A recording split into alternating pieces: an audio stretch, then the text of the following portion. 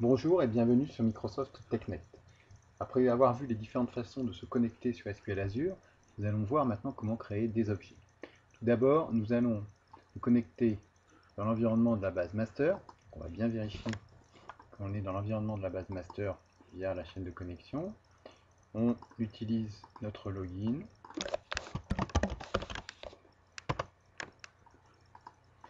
Et on va pouvoir créer un utilisateur avec des droits moins forts sur master. Donc que l'on appellera DBA, create login DBA, avec un mot de passe assez sécurisé. On va se reconnecter maintenant que ce login DBA est créé dans l'environnement de la base test pour créer un user DBA.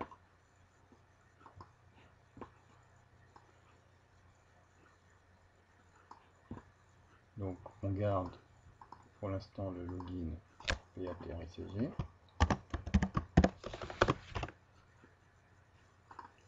Mais on va se connecter dans l'environnement test.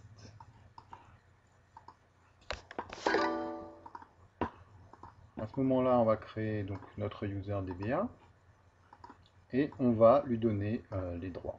Donc ici DB Owner, qui sont des droits assez élevés mais pas trop importants. Et on vérifie qu'il est bien créé dans la table 6 Database Principals. Et on le voit sur la ligne 6. Maintenant, on va se reconnecter avec cet utilisateur. DBA. Le mot de passe. Alors, je vais faire un copier-coller pour être bien sûr que c'est le bon. Un peu complexe. Et on va se reconnecter. Vérifions bien qu'on est sur test.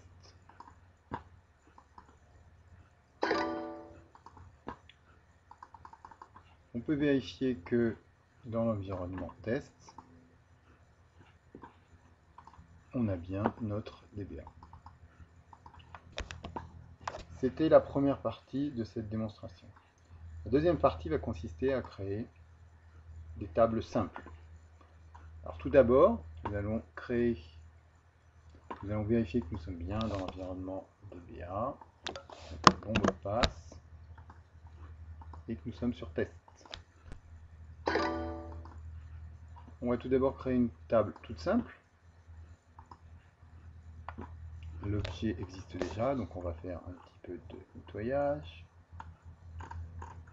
Je dois avoir un petit peu de petit script de nettoyage par ici. Drop table. Create table, la table, avec une colonne integer.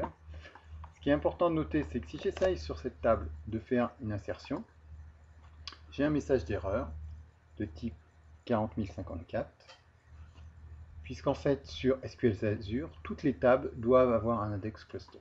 Donc, une façon d'y remédier, c'est de faire create cluster and index. À ce moment-là, les insertions ne posent pas de problème. On peut vérifier par un select que tout fonctionne correctement. L'autre possibilité, c'est de faire un create table et de se préciser la primary key clustered. Voilà un exemple très simple. Nous allons passer à une deuxième étape, une table peut-être un peu plus réaliste, une table de type client.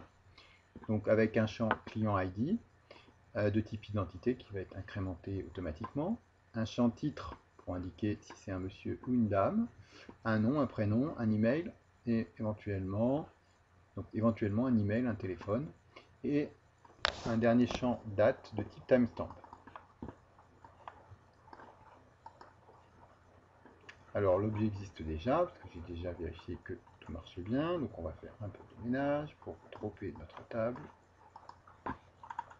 Et on va refaire sa création. Normalement tout doit passer sans aucun problème, voilà. On peut évidemment insérer des lignes dans cette table, vérifier que l'objet y est bien. On peut même utiliser les outils habituels de SQL Server, comme un include actual execution plan. Et on voit bien le plan d'exécution qui ici est de type Clustered Index Scan, qui s'affiche de manière graphique et tout à fait conviviale, comme d'habitude, comme si on était sur une base SQL en local. On va utiliser ici une petite procédure stockée pour charger un peu des données. Donc c'est une boucle simple, une procédure stockée très simple qui prend un paramètre, un nombre de lignes, et qui va insérer autant de lignes que le paramètre l'indique. Donc c'est une boucle while toute simple. Donc on va créer cette procédure, on va la recréer puisqu'elle existe déjà. Donc on va faire un petit drop de chaîne data.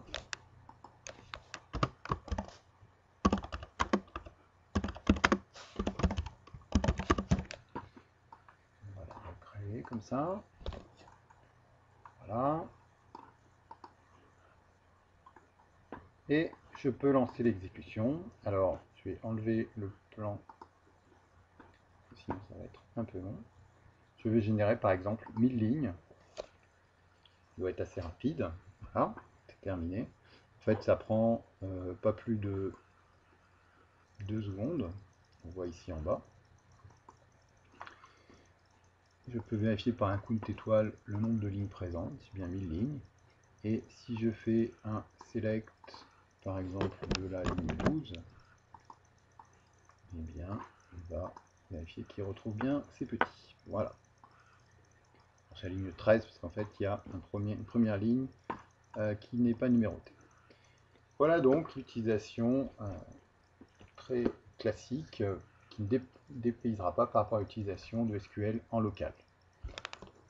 Nous allons bientôt voir comment importer des schémas de données et ensuite comment importer des données elles-mêmes. Merci et à bientôt sur Microsoft TechNet.